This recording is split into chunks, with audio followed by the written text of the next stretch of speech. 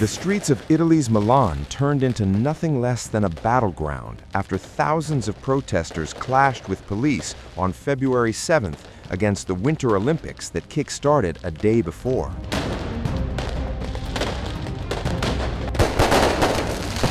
The protest was initially peaceful, but as demonstrators passed near the Olympic Village, which was secured by a large police cordon, some demonstrators threw firecrackers and smoke bombs toward the athletes' housing. Moments later, violence and clashes ensued. Footage shows protesters launching fireworks, smoke bombs, and flares at police. In response, officers deployed water cannons and charged at protesters with batons to disperse the crowd near the Olympic venue.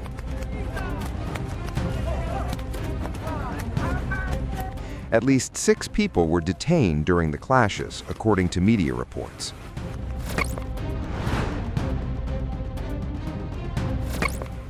Protesters took to the streets over the environmental impact of the Milan Cortina Winter Olympics, Milan's worsening housing crisis, and the deployment of U.S. Immigration and Customs Enforcement, ICE, personnel. People carried cardboard cutouts representing the trees cut down to build the new bobsled run in Cortina.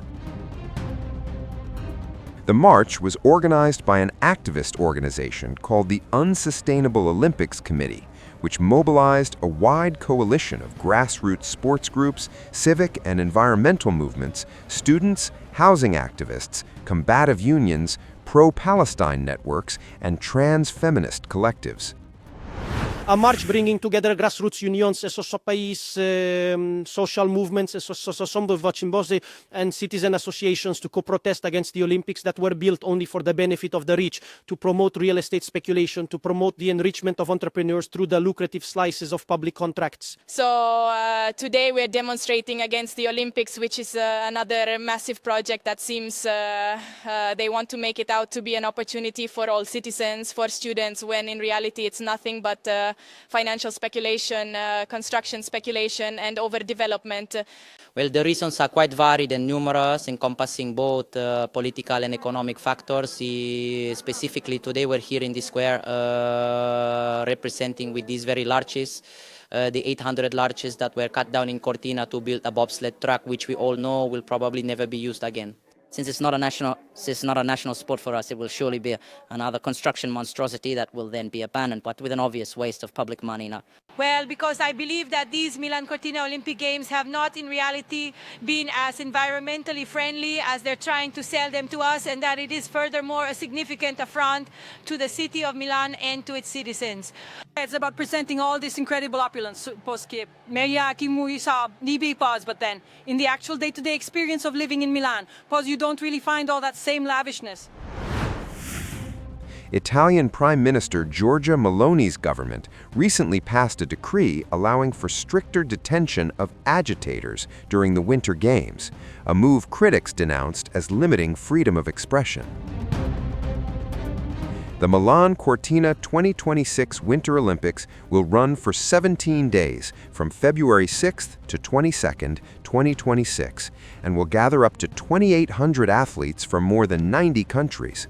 It marks the 4th time Italy has hosted the Olympic Games, following the Winter Olympics in 1956 and 2006, and the Summer Olympics in Rome in 1960.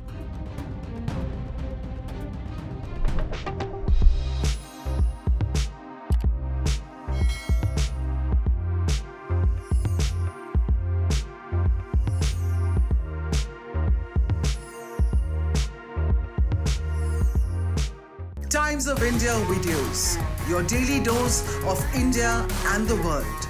Global news, different views, and sharp analysis. Pressure of expectation from your fans, your supporters. That is often served as a backdrop for several Bollywood. You're not a brute majority anymore. If you individually take out Tehran. Making sense of global conflicts. Tracking the new emerging world order. Strike on Israeli military bases. A multi-pronged. To stay out of harm's way as Israel started bombing targets across. understanding changing alliances in a polarized world. Tune into TOI videos for all this and more. Click on the bell icon to subscribe and never miss an update.